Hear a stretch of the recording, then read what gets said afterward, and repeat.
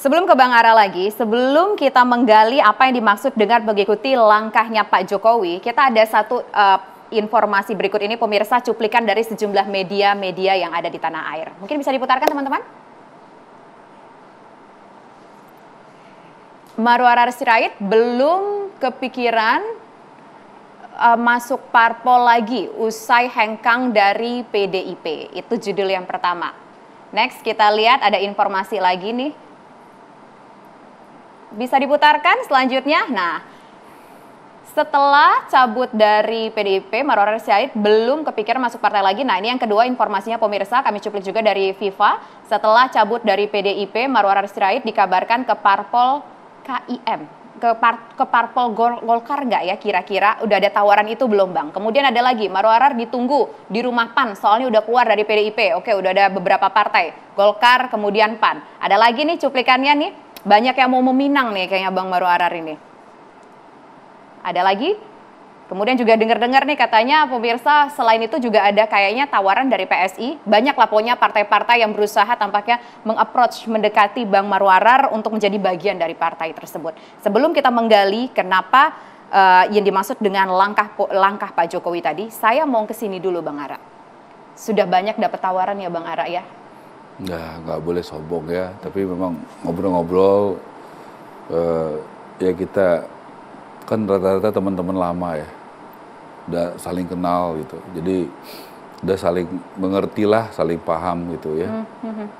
Masing-masing semua orang termasuk saya apa kekurangannya, apa yang mungkin sedikit-sedikit bisa kita miliki. Tentu saya hidup ini kan pertimbangan itu kan juga lingkungan ya. Jadi saya juga tanya lingkungan saya kepada tentu sebagai politisi yang cukup lama ya di Indonesia.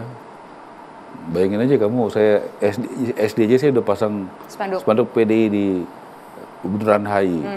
SMA kelas 2 saya udah jadi saksi di TPS di Jalan Bakti di dekat rumah bapak saya. Waktu 27 Juli itu, peristiwa 27 Juli, saya bertarung di lapangan untuk membela kawan-kawan saya di dalam. Ada saksinya Ketua DPP Mbak Ning, ya ada Bang Audi Tambunan, kita sama-sama berjuang. Jadi akan kemanakah saya? Saya juga perlu mendengar orang tua saya, keluarga saya, ya sahabat-sahabat saya, pendukung-pendukung saya. Saya nggak bisa bergerak sendirian dan untuk begitu. Tapi saya sampaikan tentu pada waktunya saya akan berdoa ya terakhir untuk menentukan langkah. Karena kita memang bukan seorang religius. Menentukan langkah besar dalam hidup kita itu pasti berdoa. Langkah kecil aja berdoa, apalagi langkah besar.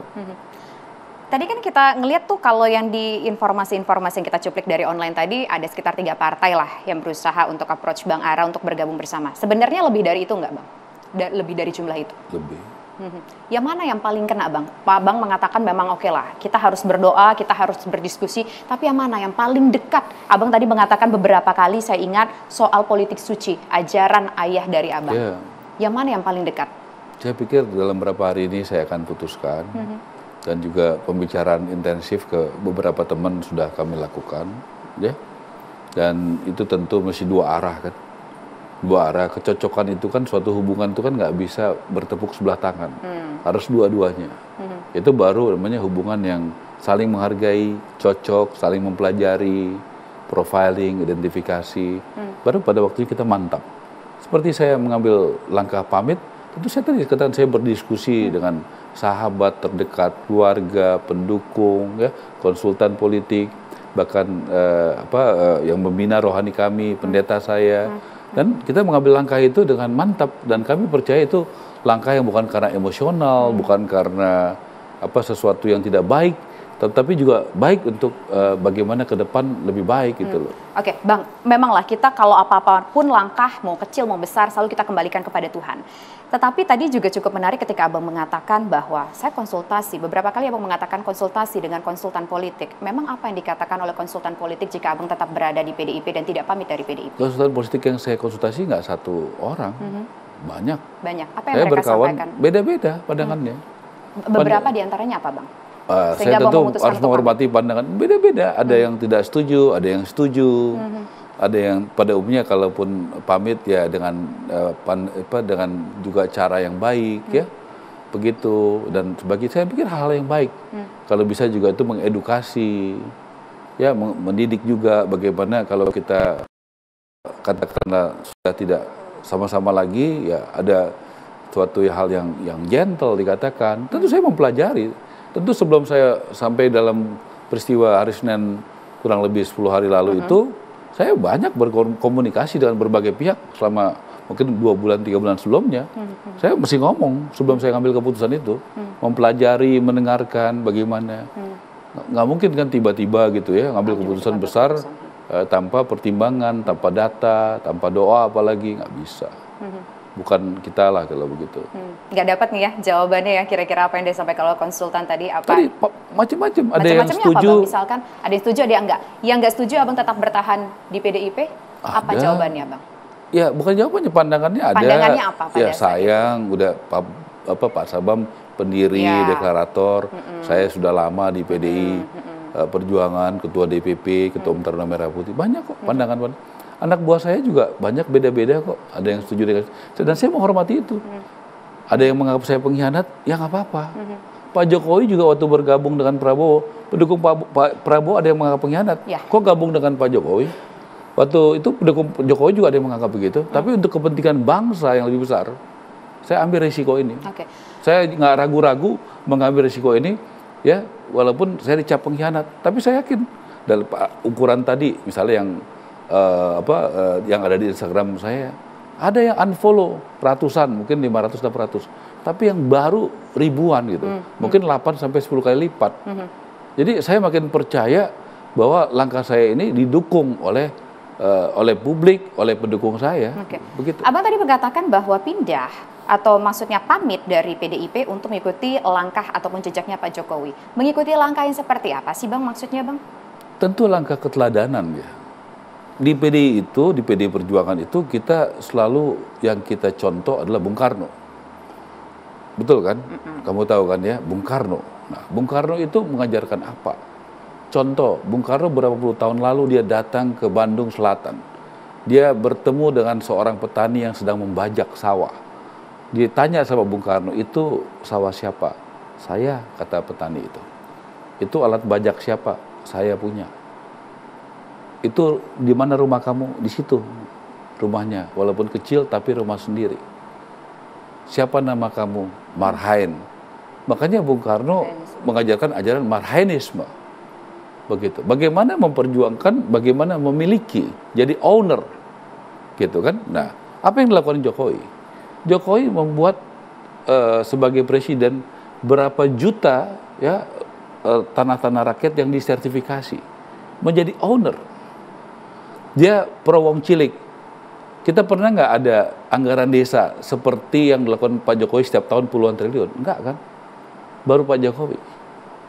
Kalau bicara soal fisik, coba cek presiden siapa yang paling longgar, bisa dari penjagaan pas pampres, bisa ketemu dengan rakyatnya, menggendong, merangkul, kadang dipeluk. Nggak ada. Siapa yang kunjungan ke daerahnya lebih banyak dari Jokowi? Nggak ada. Dia dekat secara fisik, pemberdayaan ekonomi, BLT, bantuan langsung tunai. Kita orang mau katakan apa? Bantuan langsung tunai itu sangat bermanfaat bagi rakyat. Buktinya sekarang pertumbuhan ekonomi Indonesia tetap terjaga. Ya kan? Target pajak Ibu Sri Mulyani dan Pak Suryo mungkin 3 minggu lalu mengumumkan ya di Indonesia ini 3 tahun terakhir 2001, 2002, 2023 target pajak tercapai. Artinya ekonomi kita cukup baik. Begitu banyak negara di dunia ini yang menjadi pasien IMF. Ya, kebicara hutang, ya, rasio hutang negara-negara maju Amerika, Jepang jauh lebih tinggi dari kita.